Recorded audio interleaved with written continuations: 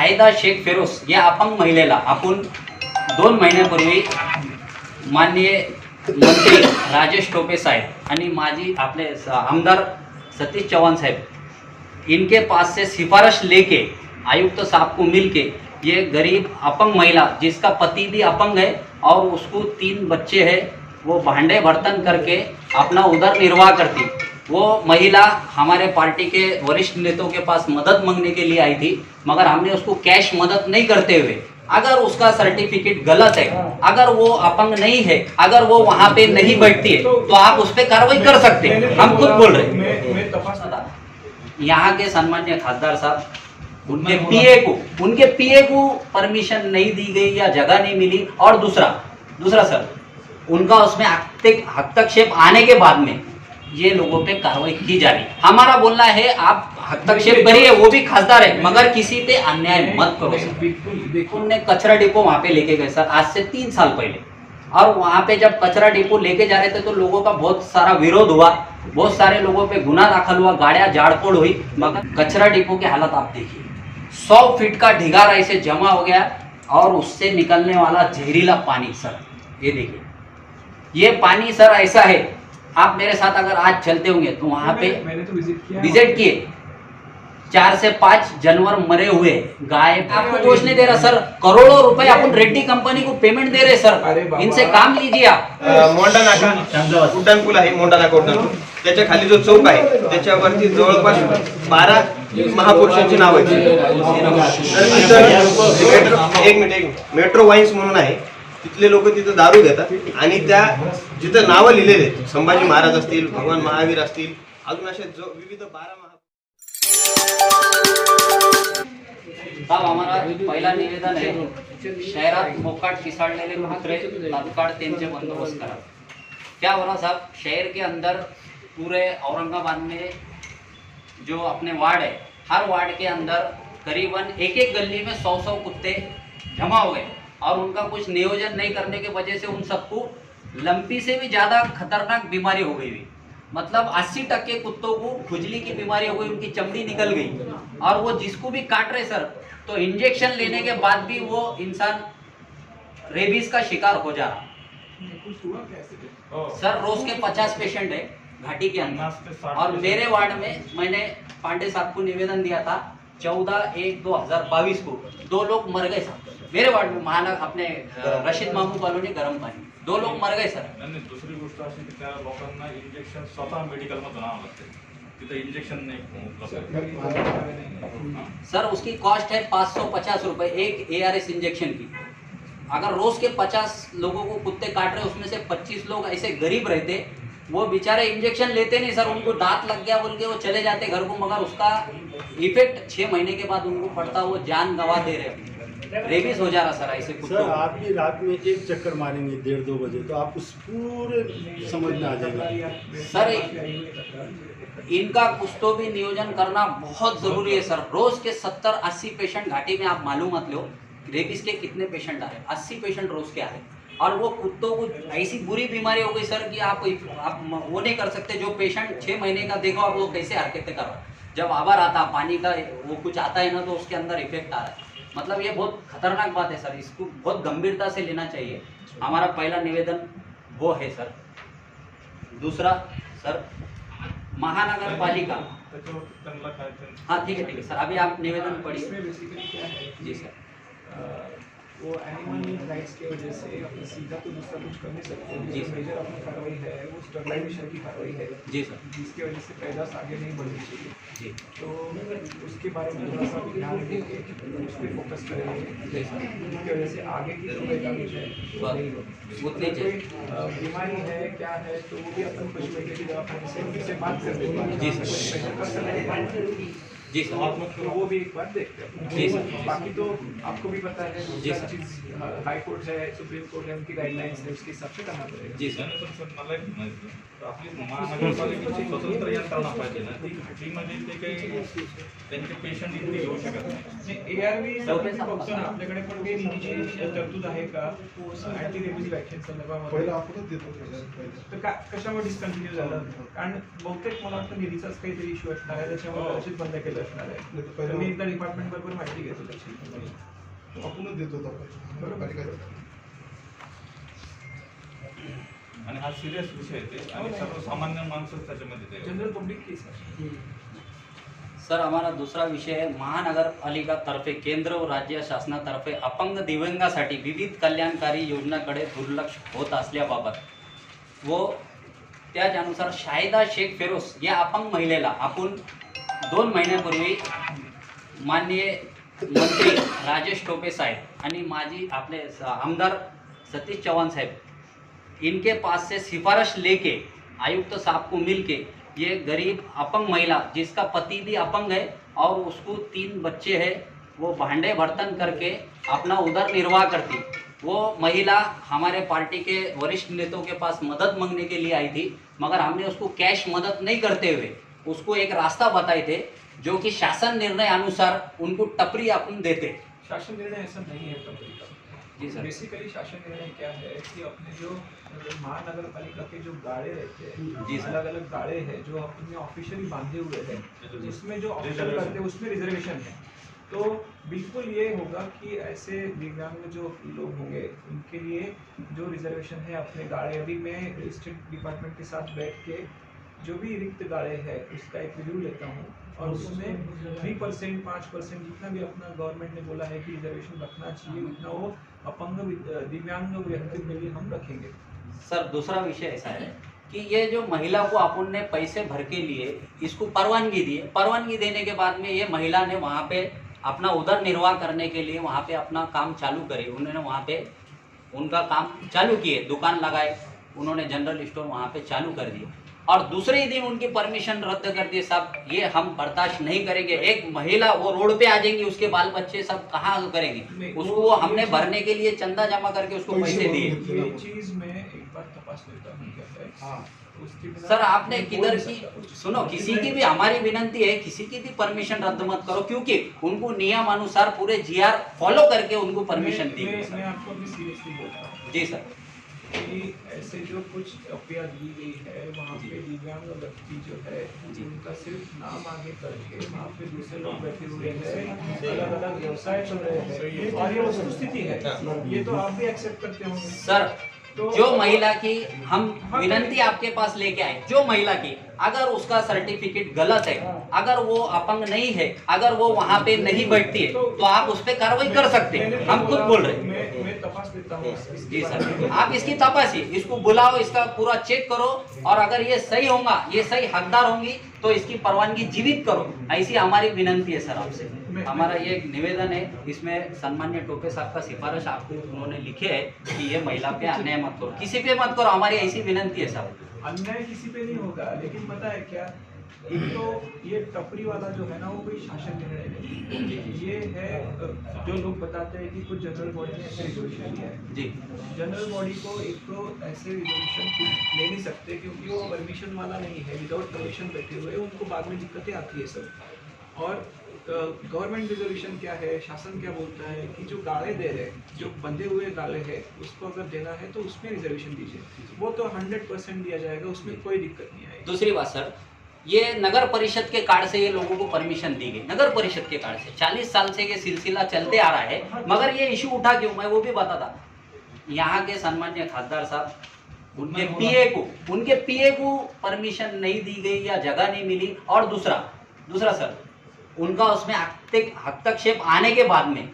ये लोगों पे कार्रवाई की जा रही हमारा बोलना है आप हस्तक्षेप करिए वो भी खासदार है मगर किसी पे अन्याय मत करो सर। बिल्कुल देखिए कोई खासदार महोदय है या फिर उसके वजह से किसी का कोई ये नहीं करेंगे हम वस्तुस्थिति को तपास लेंगे जो एक्चुअली फैक्ट्स है उसके हिसाब से ही कार्रवाई होगी नहीं होगी जो भी डिसाइड करना है उसके हिसाब से होगा लेकिन ये है कि टपरी देना ये कोई शासन निर्णय है नहीं इससे अपने ही शहर में वहाँ पे टपरियों की संख्या बढ़ती है उसको जो उनको हम अपंग इसमें से जो गाड़े देने की ये है वो हम प्रोसीजर करेंगे जिसमें अभी मैं रिक्त गाड़े हैं एक बार चेक कर लेता हूँ जितने रिक्त गाड़े में से परसेंटेज वाइज जो जितने बनते दिव्यांग बंधुओं के लिए करेंगे। ठीक ये निवेदन है सर। आप ये टोपे साहब का उसमें सिफार है, ये निवेदन है, सब इस तरह लिखे हुए।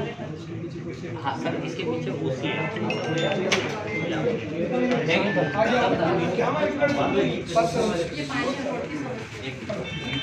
साहब दूसरा हमारा तिसरा विषय है औरंगाबाद शहरातील पाणी प्रश्न तसेच पाणी पुरवठा विभागातील काम चुकार अधिकारी व कर्मचारी यांच्यावर कारवाई करण्याबाबत। बोले तो सर क्या सिस्टम है, अपने पूरे शहर में कहीं पे 3 बजे रात को पानी छोड़ते, कहीं पे 2 बजे रात को छोड़ते, कहीं पे 2 बजे छोड़ते, दोपहर में कहीं पे सुबह सुबह छोड़ते।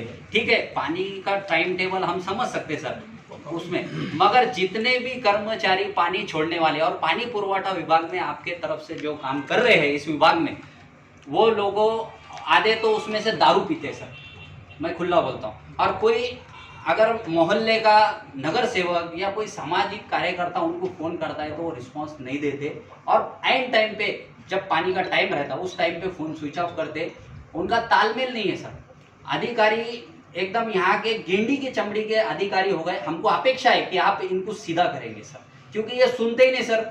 अपन ने उप आयुक्त को बोले तो वो बोलते इसके पास जाओ उसके पास जाओ। ये सब डामाडोल बंद होना चाहिए सर, क्योंकि इससे तकलीफ में पूरी जनता तकलीफ में। आपके पास पानी पुरवठा है, आपने स्मार्ट सिटी के अंतर्गत हजारों कोटि रुपए इस पानी के ऊपर खर्च किए जा रहे हैं, बहुत अच्छी बात है। मगर सर स्मार्ट सिटी से अपन पानी के लिए कुछ नहीं कर रहे हो, जो भी है सर अप्रूव किया है उसमें अभी नई स्कीम का काम चल रहा है। जी सर, आप बहुत अच्छा काम कर रहे हैं, हमको इस वो दुमत नहीं है। मगर सर जो अधिकारी है, कर्मचारी सिस्टम को जो चला रहे, अगर वो सही से चलाएंगे ना सर, यकीन मानिए आपको सब लोगों को पानी मिलेगा। आप अगर 8 दिन की जगह 10 दिन में भी पानी अगर सही तरीके से सिस्टम से लोगों को देंगे तो इनको पानी मिलेगा। दूसरी बात सर, टाइम का तो आपको मालूम है।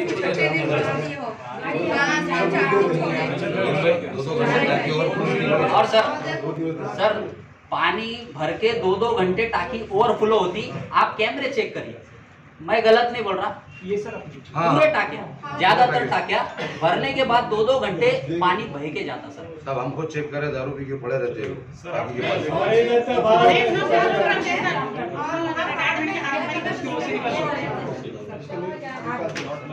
आणि बोलण्याची पद्धत बायकांची उद्धटपणा आहे। नहीं, उन्होंने क्या किया, दूसरों को रख दिया टेम्पररी। कापसे नावाचं कर्मचारी, कापसे नावाचं कर्मचारी दारू पिऊन ये हमारा पानी का नहीं। सर हमारा चौथा विषय बहुत गंभीर है सर।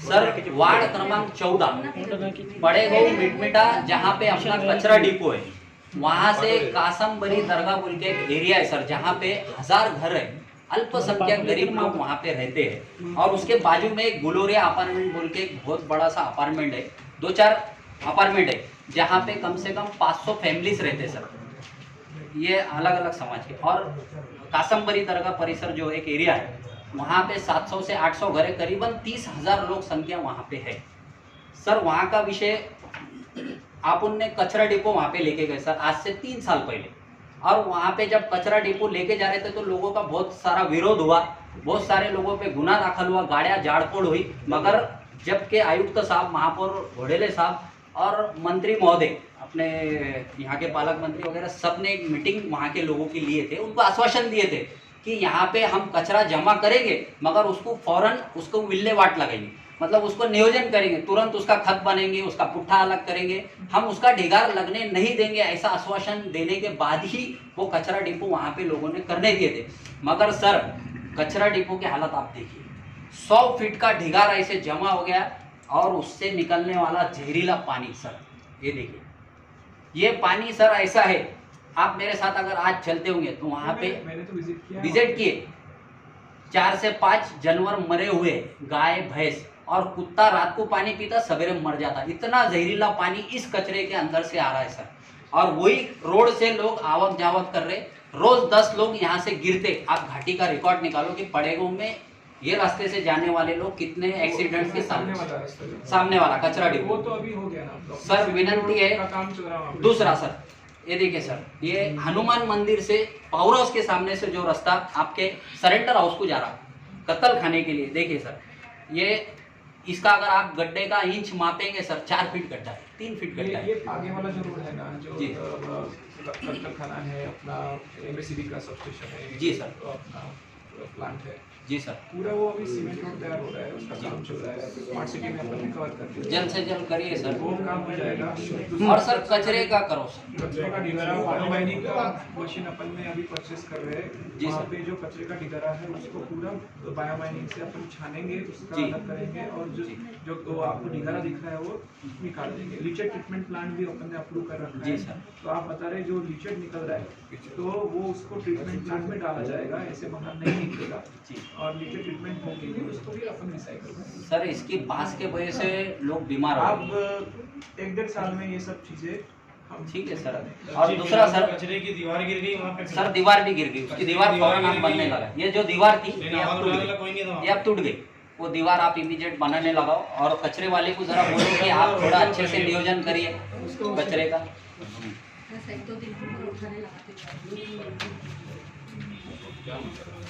आपको तो काम दिख रहा, रास्ते का काम तो दिख रहा होगा ना आपको? सर अभी वहाँ के कुछ लोग आए हमारे राजपूत वगैरह, ये सब लोगों ने बताया कि भाई कचरा वहाँ पे काम चालू होने वाला है, मगर कचरे का नियोजन करें। जो रेड्डी कंपनी को आपने, 1 मिनट, जो रेड्डी कंपनी को आपने कचरे का काम दिए सर, मैं मेरे घर से बताता हूँ।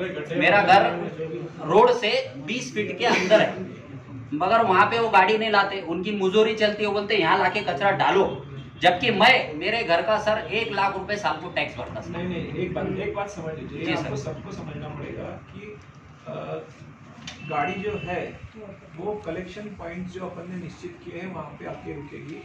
घर से डोर टू डोर कलेक्शन का मतलब ऐसा नहीं है कि सर मैंने आपका कायदा पढ़ा कचरे का, 10 कचरे का कायदा मैंने पढ़ा सर। झोली लेके उसके घर तक जाने का आपका कायदा ऐसे है। नहीं है, कोई भी कायदे में लिखा नहीं है। डोर टू डोर कलेक्शन का मतलब है कलेक्शन पॉइंट तक गाड़ी आएगी, उसके आसपास के जो लोग हैं उन्होंने वहाँ सर 15 फीट में तो गाड़ी जा सकती है ना, 15 फीट में 15 फीट क्या ज्यादा अपन अंदर पेमेंट में दे रहे ना आपके सर। घर के सामने मैं आपको दोष नहीं दे रहा सर, करोड़ों रुपए अपन रेड्डी कंपनी को पेमेंट दे रहे अरे सर, बाबा। इनसे काम लीजिए आप। काम उससे लेंगे, लेकिन आप गलत चीज में अगर बोलेंगे ना वो पॉसिबल नहीं है।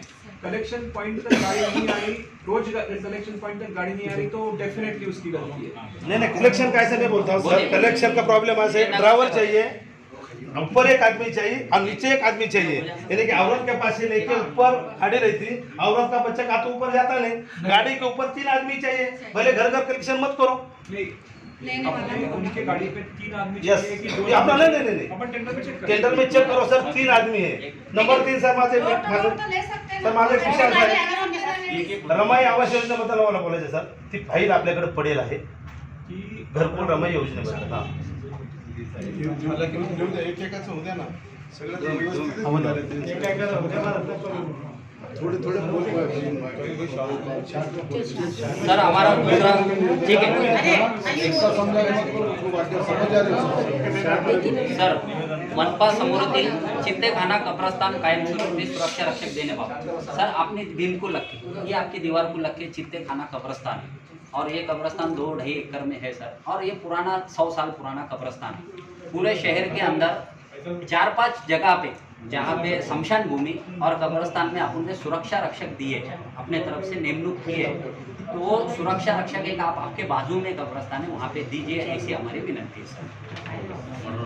वहाँ पे एक मर्डर भी हुआ सर, जो 1-2 महीने पहले आपने दीवार को लग के है सर, ये उसका निवेदन है सर।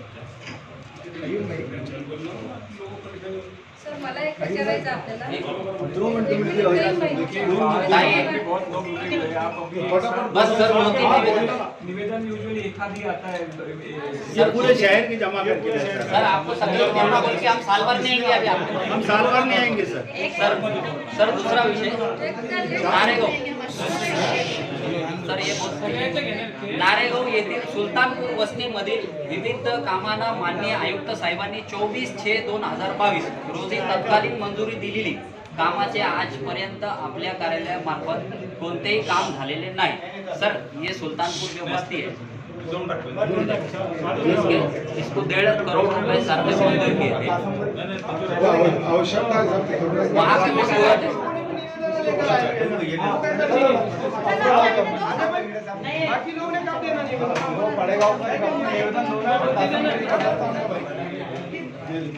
सर दूसरा ये सब पढ़ो भाई, सब सब पढ़ो। तर हे प्रत्येक वार्ड म्हणजे 5-6 वार्डातले एकत्र करून आम्ही निर्णय दिले. त्याच्यात एक कासंबरी दर्गा त्यांचा कब्रस्तानचा विषय आहे. उसका कब्रस्तान की जो तीनों तरफ से दीवार है वो टूट गई. कब्र में जो है तो नीचे से जो पानी आ रहा भाई वो पानी पूरा अंदर जा रहा है और जो बकरी जो जानवर वगैरह है पूरे अंदर बाहर एकदम और गड्ढे इतने हैं कि उसमें जो है तो सर कोई भी नमाज के लिए जा नहीं सकता. हाँ सर, तो खूप मोठा और प्रश्न आहे. उसके बाद जो आणि सर कंपाउंड वॉल और वहाँ पे लाइटा वगैरह कुछ भी नहीं है. और सर अंधेरा इतना है कि बस स्ट्रीट लाइट. आणि सर एक मोंडा नाका उड्डाण पूल आहे. मोंडा नाका उड्डाण पूल त्याच्या खाली जो चौक आहे त्याच्यावरती जवळपास 12 महापुरुषांची नाव आहेत. तर तिथं एक मिनिट मेट्रो वाईन्स म्हणून आहे. तिथले लोक तिथं दारू घेतात आणि त्या जिथं नावं लिहिलेले आहेत संभाजी महाराज असतील, भगवान महावीर असतील, अजून असे जो विविध 12 महापुरुषांची नावं आहेत त्या ठिकाणी दारू पितात आणि तुम्ही जर एक साईड बघितली सर तर पूर्ण त्या दारुड्यांनी फोडून टाकली. अक्षरशः त्याची दुरावस्था झाली. नावाला शोभेल असं काहीच राहिलेलं नाही सर. आणि 12 महापुरुषांची नावं त्या चौकाला देण्यात आलेली आहेत. आणि सर कैलास नगरमध्ये आरोग्य केंद्र होतं तिथे ते कॅन्सरचं हे केलं पण त्यांना आरोग्य केंद्राची गरज आहे तिथल्या. आणि सर एक लक्ष्मण चावडी आणि MGMचा जो रोड आहे ते काहीतरी तिथल्या 2 नगरसेवकांच्या वादात राहिलाय असं तिथल्या नागरिकांचं म्हणणं आहे. तो रोड खूप गरजेचा आहे सर. थोडाच बाकी थोडं झालं सर तर आपल्या इकडची ट्रॅफिक त्या साईडने सुद्धा बऱ्यापैकी कव्हर होऊ शकते. जालना रोडवर लोड कमी होईल. निवेदन दिले ते निवेदन आहे सर. रेशनचा एक मुद्दा आहे सर त्याच्यात असं कैलास आहे की, नगरमध्ये. हा, रेशन. रेशनाच्या दुकानात ज्यांच्याकडे रेशन कार्ड आहे आणि ज्यांच्याकडे वही नाही ये पास नहीं आता पुरवठा विभाग में पुरवठा विभाग कलेक्टर साहब. सर दूसरा ये 15 कलमी जो कार्यक्रम अपन दिव्यांगों के लिए दे रहे हैं जिसमें अपन ने घरकुल दिए है मगर अपंग आदमी घरकुल के लिए प्लॉट नहीं ले सकता सर. 2.5 लाख रुपए अपन जो उनको घरकुल के लिए देते जो स्कीम है तो सर उसको 3 लाख अगर अपन ने करे अपंगों के लिए सिर्फ और वो उसमें प्लॉट भी ले सकता. और ऐसे 15 कलमी कार्यक्रम में जो अपन ने आटी टूटी डाले हुए सर उसको कम किया जाए ताकि उनको ये सब सुविधा आसानी से मिल सके.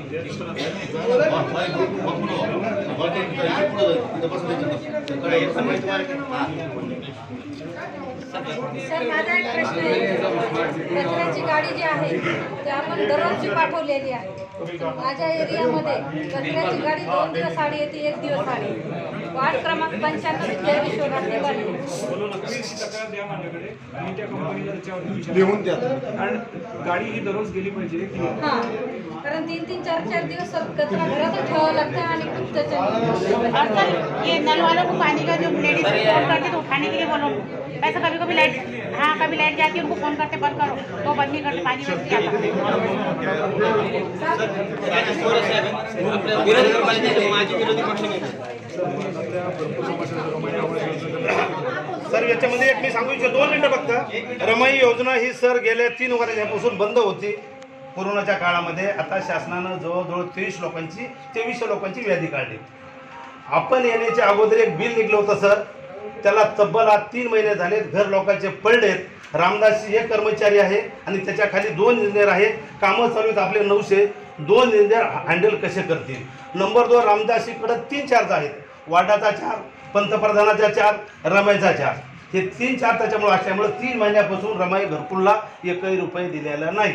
नंबर 2 सर तुम्ही येण्याच्या अगोदर जे आपल्याकडे 73 कोटी रुपये जमा आहेत FD करतात करायला काही हरकत नाही. जेव्हा बिल येतं तेव्हा तुमच्याकडे फाईल येते आणि FD आहे ती तोडावं लागेल. त्याच्यामध्ये पहिले अधिकारी जे त्याच्यात 8 दिवस घालत होता. म्हणून आपल्या कामापुरते पैसे जे लागतील रेग्युलर महिन्याचे बिलाचे हे FD करू नये. आणि विनंती सर दर महिन्याला आम्हाला रमाई घरकुलच्या लोकांना दर महिन्याला तारीख ठरवून प्रत्येक महिन्याला काम ज्या स्टेपला झालं त्या स्टेपला त्यांनी पैसे दिले पाहिजे. आता रमाई योजनेचं मी तुम्हाला सांगतो. तुम्ही जे बिल सांगता 3 कोटी 42 हो. लाखाचं बिल आहे. Yes, sir. ते माझ्या अप्रूव्हल आहे. त्याचा आपण बरं. हा एक मुद्दा. हा जुनी यादीमधला. त्याच्यानंतर सुद्धा आपण 731 लोकांचे घर मंजूर करून दिले. Right sir. त्याची हे मंजुरी झाल्यानंतर त्याचा पण हप्ता होईल. फक्त प्रॉब्लेम आहे की आपल्याकडे निधी जेवढा शिल्लक आहे त्याच्यामध्ये आपण निधी तेवढा देऊ. तिसरा या रमाई घरकुलमध्ये याच्या अगोदर 25,000 रुपये भरून घेतले जायचे. ती अट मी रद्द करून टाकलेली आहे की 25,000 भरायची गरज नाही आहे. लाभार्थी म्हणून फक्त श्रमदान आम्ही करणार असं एक ॲफिडेव्हिट त्यांच्याकडनं घेणार आहे बस. आमची एकच विनंती गरीब माणसाला पैसे भरायला लागू नये. ते पेपरला लागते सर. अभिनंदन करा. सुनो ना. त्याच्यानंतर 5 हिस्सेमध्ये अगोदर दिलं जायचं, 5 टप्प्यामध्ये वारंवार यायला लागायचं. आम्ही 3 टप्प्यामध्ये राईट. म्हणजे उलट आम्ही लक्ष टाकून काम करतोय घरकुलमध्ये, कारण की गरीब लोकांसाठीची योजना आहे, तिला जास्तीत जास्त न्याय दिला पाहिजे. आमचं एकच आहे की रामदासी साहेबाकडे 2-3 कर्मचारी काढून द्यावा आणि सीमा कंत्राटला आपण पैसे देतो. शिमोरेला सांगा तू तुझे रेट वाढवून घे. त्याच्यामध्ये राहुलनगर नगरचं BJP road Ramdasi sir tender झालेलं आहे. सर ते अजून काम झालं नाही. चलिए सर ये काय यांचं काय हा हे ड्रेनेज लाईनचे मोरे सर ठीक आहे सर. साहेब आपण 17 करोड काम करा. 17 काम करा. काय काम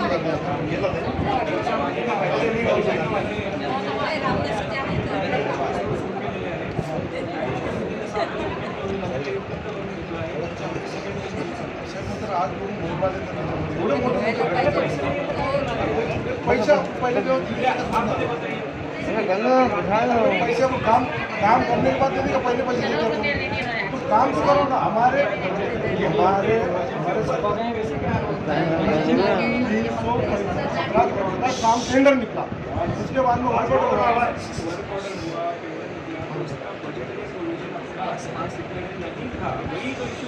नहीं ठीक है ना, नहीं है ना तो आएंगे ना सब पैसे, काम करेगा देंगे ना.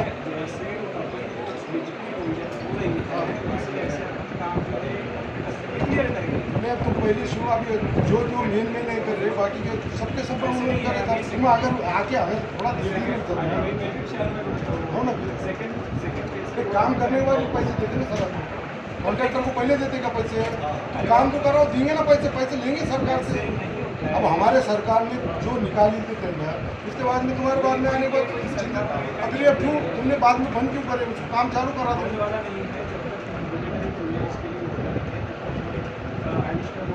जब तक लोग मरे तो चलेगा सब. लोग मरे कुछ तो भी कम से कम खड्डे में मुरुम तो डालो. 2 साल के लेट में तो हम टैक्स नहीं लेने देंगे साहब. हम पहले बोले अगर तुम अगर नहीं देंगे तो हम टैक्स नहीं लेने देंगे. हमने फिर बाद में कैसा देंगे जब तुम बाकी का रिपेयरिंग तो करो, मुरुम तो डालो. वो तो हम बोलेंगे ना कि भाई उसको तुम कम से कम मुरुम तो डालो. सब रिपेयरिंग करो, रिपेयरिंग करिए. सब मैंने ये जैविक नगर टॉलार पे रहती और तुम्हारे बोले तो हमारे गली में पानी नहीं है. ड्रेनेज लाइन का पानी इतना आपको मालूम है नीचे महानगर के कितना पानी भरा टॉलार के ऊपर. और ये खिल्लारी की लाइन 5 साल पहले डाले थे तो वो बार चौकअप हुई. हमने 2-3 वक्त मैंने आए तो लेटर भी मिला कि साहब जी को खिल्लारी के बड़े पाइपलाइन डाले लेकिन कोई फायदे के लिए वो बार भर जा रहे हैं. मेरी और यहाँ पानी नहीं साफ हो गया नीचे रहकर टॉलार पे. हमारे लोगों को पीने को पानी नहीं है साहब. आप ड्रेनेज लाइन देखेंगे तो जब बोलेंगे लाल मस्जिद के पास कितना पानी बह रहा आपको मालूम है. मैंने बोल दिया साहब को. सर 16 तारीख ये इसके पहले किया आपके पास, उसके बाद आप किया कितने बार देना पानी की ड्रेनेज की भी है साहब. ड्रेनेज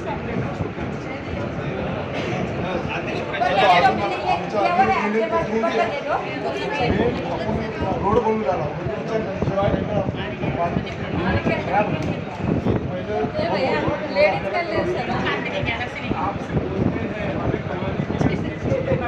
सर हमारे पानी का करो सर प्लीज.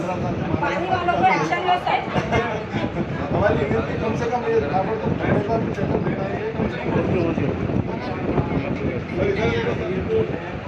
वो पानी का काम करने वाला ठेकेदार अलग है, ये रास्ते करने वाला अलग है. कोऑर्डिनेशन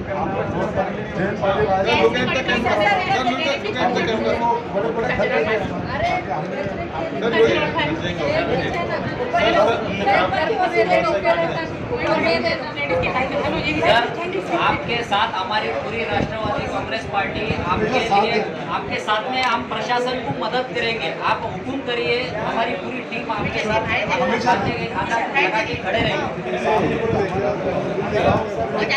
पाटिल साहब ने बोले वो साहब अपने हैं, आप जाइए और निवेदन दो और उनसे संपर्क में रहो.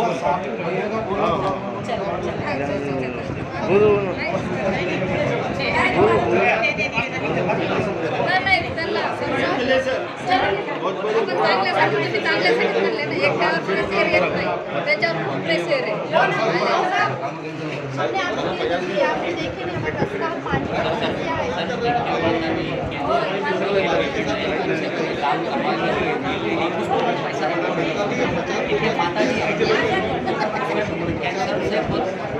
सीरियसनेस आहे विनंती जी सर जी सर जी सर